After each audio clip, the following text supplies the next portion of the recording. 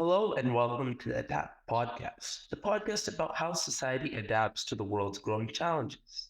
My name is Paresh Naqi, and I am a senior at Dublin Durham High School in Dublin, Ohio. Now, today, I am honored to be joined by Mr. Dave Segal. Mr. Dave Segal is the founder and chief top innovation officer of Naqi Logix, a company recognized by Time magazine for creating one of the top innovations of 2023. Their Neural Earbuds remove physical limits for disabled people through hands-free and voice-free control.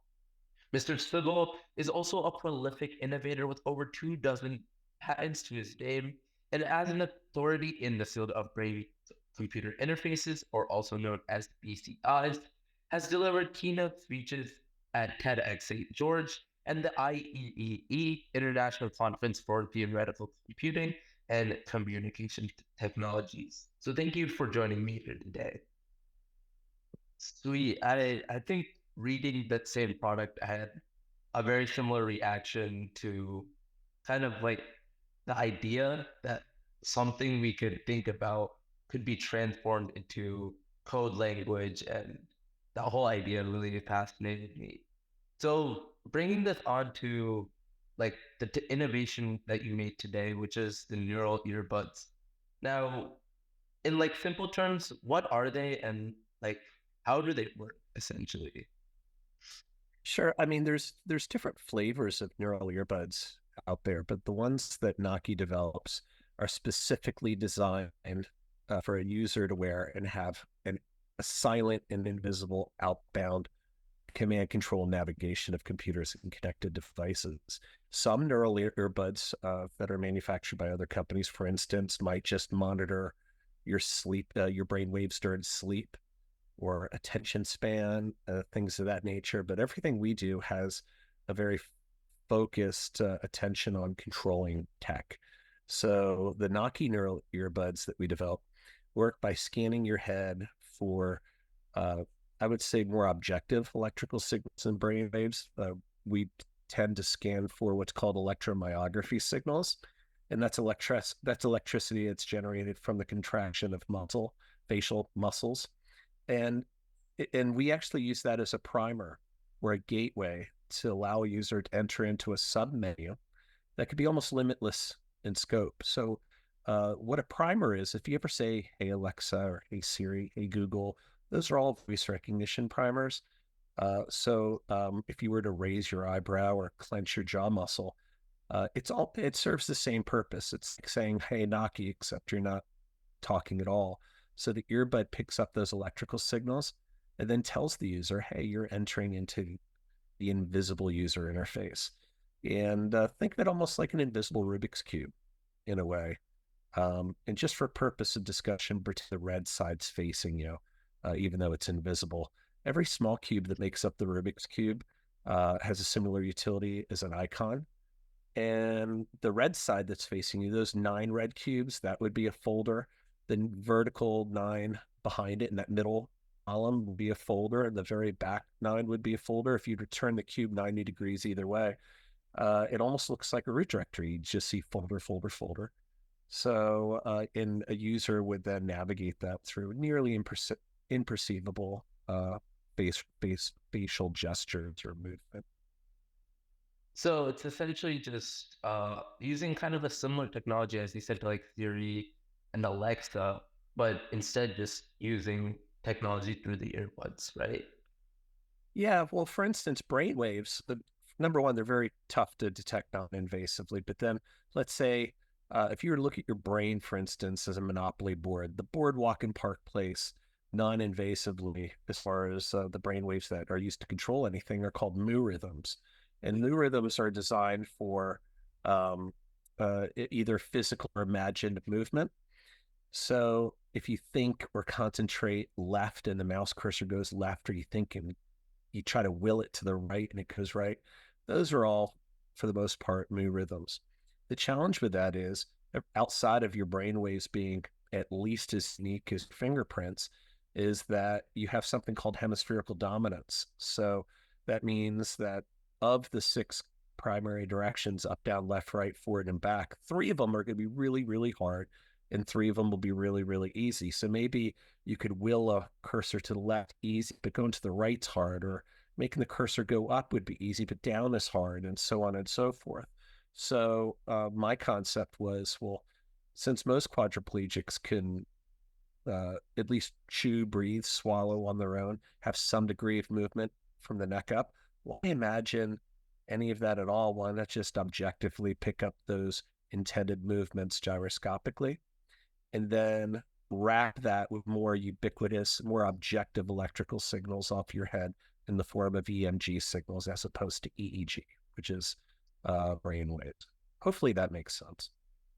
Yeah, I got the rough gist of it, but you mentioned that like moving right to the with like moving a person to the right might be a little bit more difficult than moving it to the left.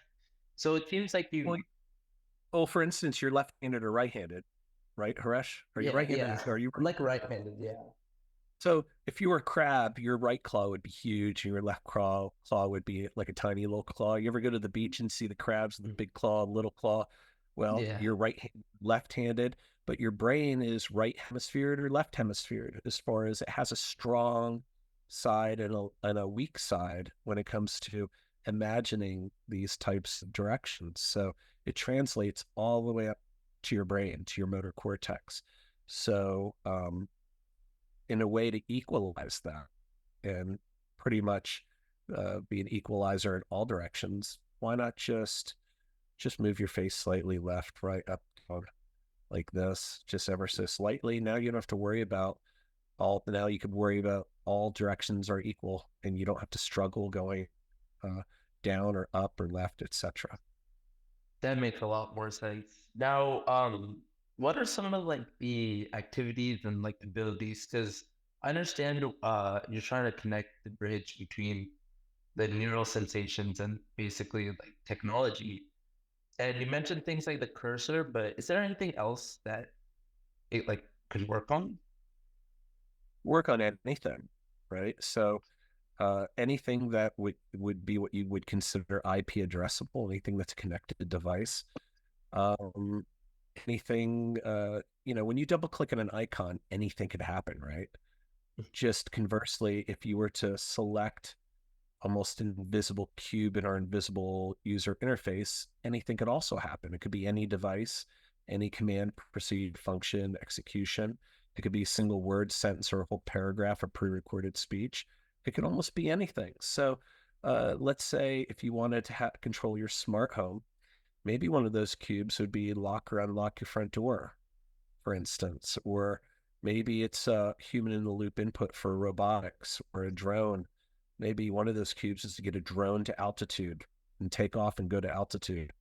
And another one could be to go to waypoint number 1, for instance. So even without the use of a monitor or a display.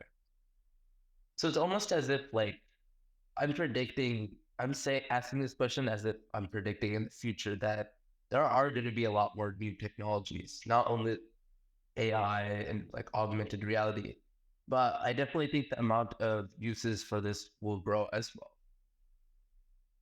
Oh, there's no doubt. We've already controlled wheelchairs, computers, robotic arms, IoT devices. I recently demonstrated the ability to fly simulated 737 in X-Plane 12 using absolutely nothing but the neural earbud for input. And that's not like an arcade game. It's really a formal flight simulator. So all cockpit controls and flight subsystems from pre-takeoff to navigation without touching the computer, talking to the computer, and just using the earbud for input. That's really cool. But I want to backtrack to one of the main reasons why you made this, which was to help quadriplegic victims. So I just want to ask, what are some of the major challenges that these victims face, and how did you I wouldn't call them majorly? victims, by the way. I wouldn't call them victims because it's so easy, by the way, to think that, like, oh my gosh, they can't move and therefore they're a victim. Some are quadriplegics due to neurological disorder. Some just had an unfortunate accident. But if you were to talk to one or more of them, they'd be the first to tell you to, don't call them a victim, because they may not be able to do what they once did, but that doesn't stop them from doing what they want to do moving forward. So it's quite inspirational, I think, and empowering uh, if you'd ever experienced that. So, for instance, Keith, a very good friend of mine, joins our dev meetings often. Rather severe, what you consider a rather severe quadriplegic, right? A true polymath. By the way, the gentleman's a true polymath. Knows a lot about a lot, because he spends his time educating himself, watching documentaries, reading lots of books, and things of that nature. So one of the biggest desires for Keith would be, I want to, for instance, when he said, I want to interact with the world in a productive way. And there's a lot of technologies out there that, whether they do ocular tracking or sip puff straws, head arrays where you kind of hit your head into various pressure sensors to get something to happen on a computer, but it's not what you'd want to call comfortable or efficient or fast. So wanted the ability to be productive and contribute to society, and to type at a speed that would be at least comparable to an average typist speed, even though you're not talking or touching to a computer, attaching files, sending emails, browsing the internet, things of that nature. So hopefully I'm answering your question the way. Like, some of the things they want to do is they want to comfortably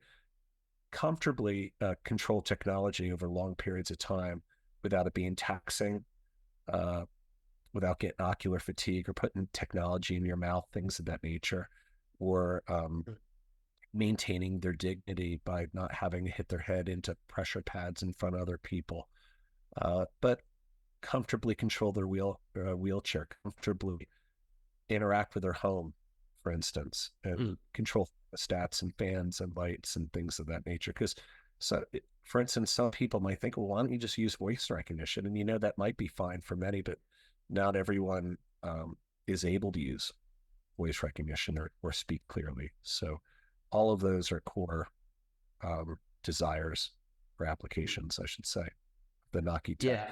Yeah, I understand. I think I'll just finish that thought by saying, it's so easy to take technology like this when you've developed and go right to PlayStations and Xboxes. And so people that like to game can put in an earbud and send in invisible and silent John Madden commands and football and shoot where you're looking in Call of Duty and Fortnite and get a huge advantage, not so much to replace the hand controller, but augment it for able-bodied gamers. It'd be an ultimate equalizer for an old gamer like myself, that every time my nephew plays Call of Duty with me, he's not even allowed to use a knife. He's not even allowed to use a gun. He just knifes me because I panic fire all the time. So the ability to kind of shoot where you're looking would be an equalizer for me as well. But if we were to do that, we're not helping the millions of people around the world that pray every day for technology to come out that can greatly improve the quality of their life. And I'm a firm believer, by the way, that if we master the tech for those who truly can't move below the neck, by the time it gets to the PlayStations and Xboxes of the world, for able-bodied users, it's such a better, more elegant user experience, because all those little tiny nuances have already been figured out. I really like the way you put it, actually. Using technology to kind of equalize the world, because it's so easy to look at the next iPhone, look at the next Xbox, and just say, wow, that's a really cool piece of technology. But other than just normal people admiring it, using it, to be able to level off that field for everyone else, I think is really important. And I really appreciate innovators like you that are helping to kind of equalize those boundaries, I would say. No, thank you. Um, I also wanted to go on to kind of the difficulty in the market, because I think, as I mentioned just before this, it might be easier to bring something like a brand new video game, something that everyone else can appreciate. But there's definitely more difficulty for a product that is, going for, although a good cause, a very small market. So did you have any problems growing this product into the business it is today? Yeah, but not for, I think, the reason that I think you tried to frame there. For instance, when you look at market size, or they call TAMs, total addressable markets, um, it goes without saying that the assistive market may not be the biggest market in the world, but also it's not the primary focus or the long-term dedicated focus of the company. In that, Naqi Logix is not a what you consider an assistive tech company. It's just that the assistive market is the first, if you want to say, the first uh, milestone, or it's the first phase of the company, in that you want to start there and master it for those that really need the help. Then you put together strategic partnerships with companies that their whole reason for existing is specifically serving that market, while taking the technology that you've mastered within that market and growing it to much larger markets, such as gaming, as you know, is one of the largest, uh, probably addressable market on the planet. So is government agencies, military, security, defense, things of that nature, also probably quite a bit larger. The In the future, I think the biggest market of all of them, probably even bigger than gaming, would be AI. And Bill Gates just last summer, I think at some Goldman Sachs event, he had a quote saying, "Look, the AI platforms, yeah, yeah, yeah, of course, but whoever masters or wins the battle or wins the war of AI assistance, that's who wins AI." So, how does a person or a human interact with AI? I guess some would want you to think you need a brain implant to do that. As you know, if you've communicated with various AI platforms, you're chatting or you're typing questions into the platform. Now there's conversational AI platforms allow you to just voice your question into it and it talks back to you.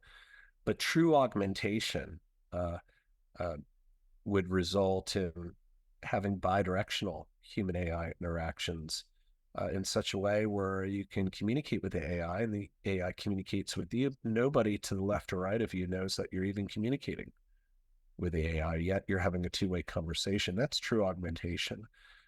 And that's really a core long-term focus, I think, of our company. So, if you're able to command, control, and navigate a computer hands-free, voice-free, and screen-free, it's only a very small hop to interact with AI, screen-free, voice-free, and touch-free, if that makes sense. Yeah, that makes sense. I also had a question, although similar to kind of leading off the market question, but whenever looking at a product, I always wonder if is there really a correlation between the physical size of a product and the difficulty to actually make it like a reality?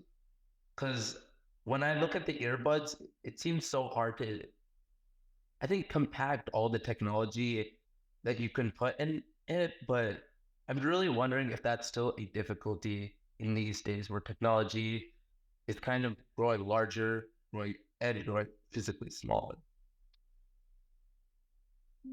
That's a good question. Making a new product's hard.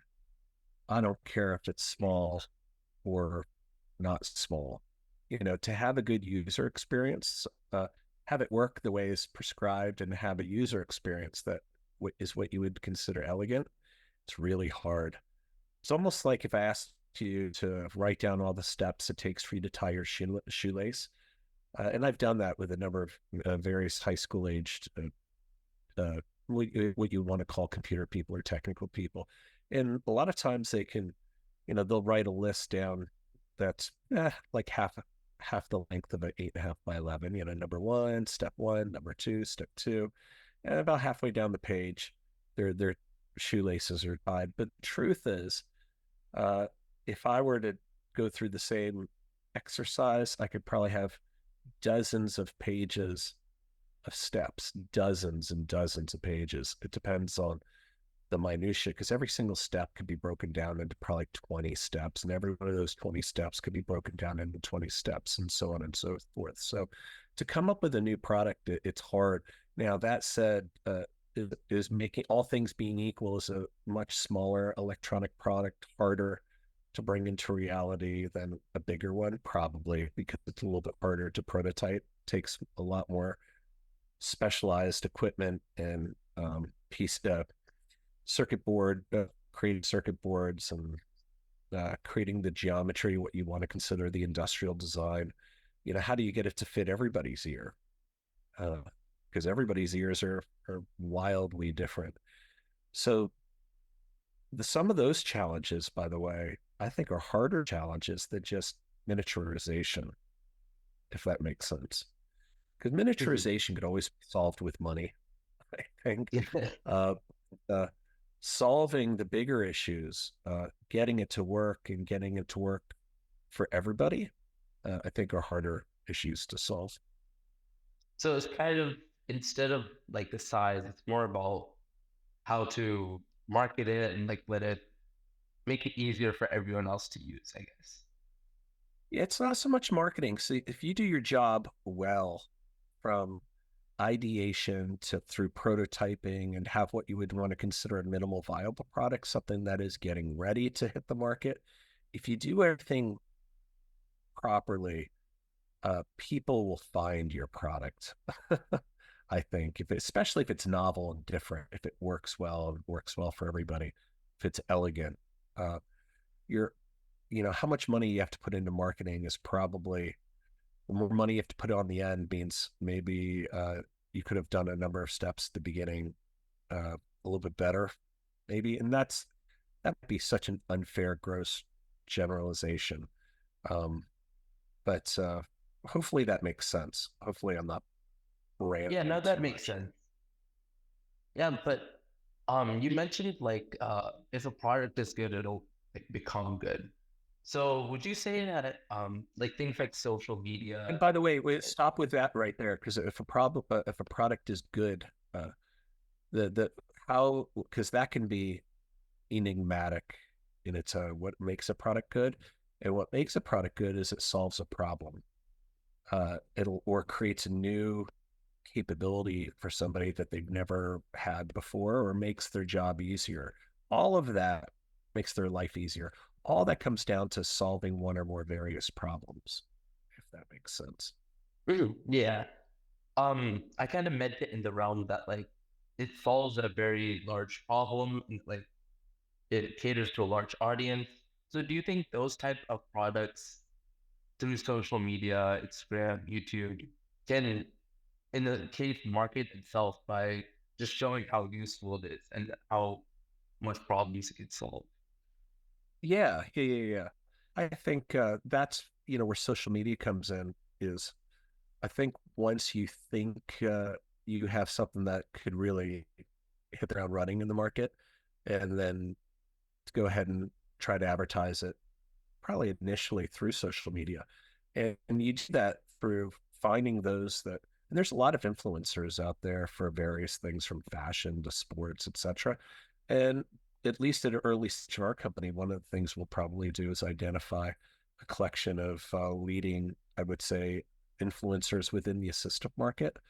This could be those who are either quadriplegic or the like, or amputees, or have congenital birth deformities or neurological diseases that prevent them from interacting with the world, and maybe they review products and things of that nature. But as with any market, would be assistive or gaming, if you have something that makes a big difference, uh, it will spread like wildfire within that vertical market if it really does what you say it will, and it solves that problem elegantly. Mhm. But coming back to, I think, the neural earbuds, do you think there's a possibility? Because I think the main focus for this product was to help quadriplegics and really balance that level playing field. Do you think this sort of technology will eventually, in the future, be used for just normal people, people that are Of just too course. lazy to pick up a controller? It's not lazy. See, I wouldn't. You'll never. And I might be wrong with this because I'm wrong on a lot of things, but I don't think neural earbuds would ever replace hand controllers for able-bodied gamers, as an example. I think they would augment them in a way that is impactful or change the gaming experience in the way that's impactful. But prime example, I invented the things, right? But I love holding my PlayStation 5 controller. you know, but now that said, if I have that PS5 controller in my hand and I'm wearing one of those neural earbuds, it's a huge advantage. I think it's a game changer. So will it ever get? Of course. So think of it as almost like running around the bases for, but it takes you many years to get around the bases in baseball. Where our first base that we're running to is really the assistive market to help those in need. It was a core inspiration, not only myself but the whole company. And you, as I mentioned before, we want to start there. Not only number one because it's an early inspiration and a mission for the company, but by mastering it for those who really can't use their arms or even voice only makes it a lot better when you make the turn to second base and third base to all these different markets. Um, so it's a stepping stone, but it's not one that you step on and move on and then you no longer, address that market. It's almost you become one with first base, and then uh, first base becomes one with second base, and it's a component, and they all stay connected. Does that make sense? Not you step on one and don't look back, if that makes sense. Yeah, that makes sense. Do you also think that the world could use this sort of, I think the brain computing interfaces in any other products that would also be helpful?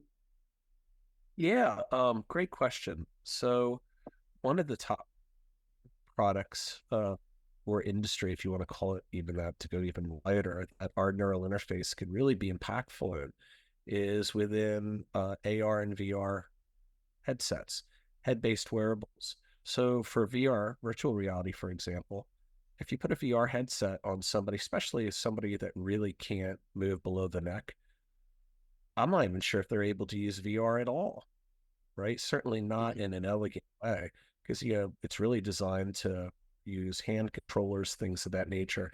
Uh, and same thing with AR glasses. Users are still continue to touch, pokes, right, the frames of AR glasses or use voice commands.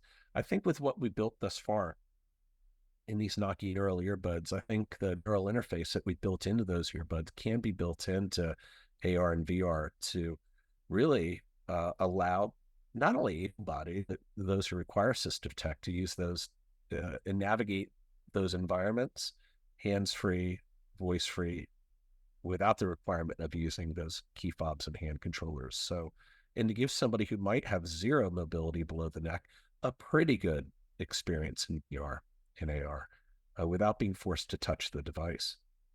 Mm-hmm. So Great there question. is also I put a lot of thought into that because uh, going beyond smart earbuds, great as what you were just implying there, is super important. And uh, the best way to look at Logix is really it's a hands-free, voice-free, screen-free neural interface company that can be built into really any wearable. Mhm. That makes sense. Well, um, usually one of the last questions I like to end on as we're running out of time, what is one of the most exciting innovations now, or any future innovations that you will see coming out soon? What is the one that excites you personally the most? Oof, that's a heavy question. Oh, I think what excites me the most, boy, it's like you have to pick a winner. Uh, I think AI excites me the most, and because of how it's going to impact the planet. It's going to impact the planet in such a radical way. I don't think people really have a clue of what's to come. It'll make absolute uh, historical progress, not only in drug uh, manufacturing and development, but in the legal field, especially in the field of intellectual property, the ability to look at from one patent to the next and know that maybe there could be chances of infringement or non-infringement without having human eyes on it, the ability to go through patent examinations with a hyper intelligence looking the way, as opposed to maybe one or more humans interpreting it to the best of their ability. Um, yeah, travel, for instance, not only airline travel, but cars, trains, any type of mobility, and AI based on physics. For instance, in looking at different fusion projects around the world and tokamaks and things like that, how you control quantum systems, the inclusion of AI in those fields they're sure to be invaluable.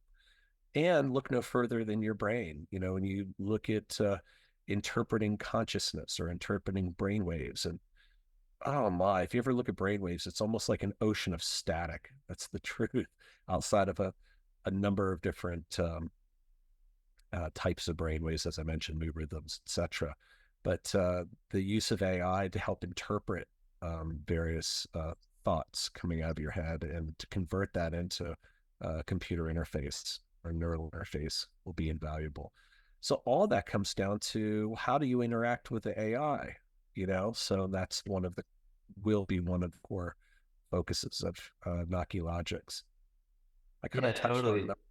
I mixed a lot of different topics, but what has most interested right now is the power of AI. And for you and your listeners, if they haven't done so, dive into these AI platforms, not just to go to Chat GPT, for instance, and just ask it questions, but maybe even go on the back end on the platform.openai, for instance, set up an account and play with different AI models in the background. And I think your first $10 is free. And after that, I think they charge $10 per X number of tokens. But that might get you like 4 hours of talking AI. Dive in and talk to the AI, see what it's thinking about and see what Yeah. interests it. Things that, Mhm. because I haven't done that, you have to do that. It's fascinating. Yeah, it's definitely a little scary too. Like it feels as if I've like talked to some of my friends and family. It's like scares them that it's just like genuinely feels like another person that they're talking to. But in reality, it's literally just a screen in between this. So it's definitely something. Yeah, augmentation's key. AI is going to be so smart, but will it replace people? Sometimes. But the goal is to augment people with AI, but to do it in a way where you're not talking to it or typing at it 24/7. I know you're too young to remember this TV show from the mid 80s called Knight Rider, where this Trans Am almost had an AI consciousness built into the Trans Am. You can even go beyond before that to 2001, A Space Odyssey with HAL was the AI computer on the spaceship.